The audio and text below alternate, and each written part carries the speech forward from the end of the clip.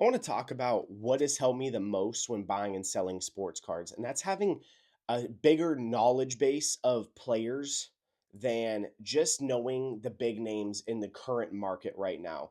And you see this time and time again, especially with younger collectors. It's no fault to them, but they just don't know certain names. I work at a card shop in Rockland, California, and the other day was comping cards out, and I came across a David Johnson BGS 95 rookie auto. For those of you who know David Johnson, he had one of the greatest football seasons of all time, less than 10 years ago.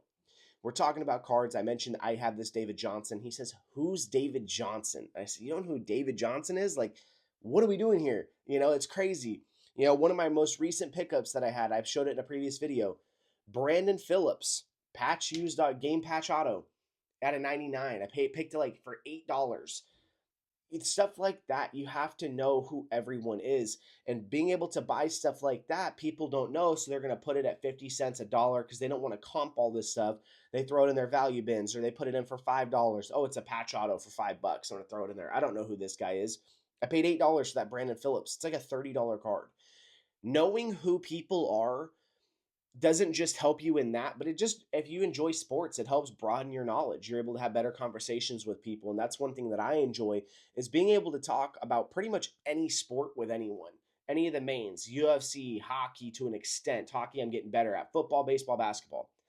Being able to conversate with everyone is so beneficial, especially when buying cards. You're able to get good deals if you know who anyone is, especially knowing inserts, parallels, whatever it may be.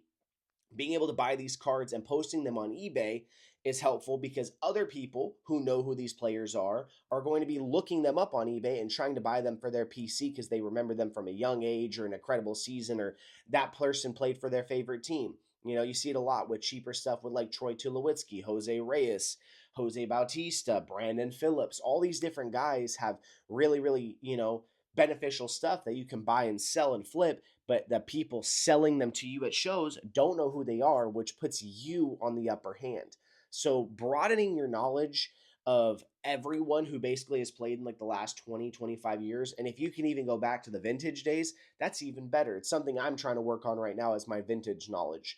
So being able to identify and know everyone helps you so much more when buying and selling cards, because you can maximize profit and looking through things like the value bins at shows, and knowing that there is value in pretty much every player on the market.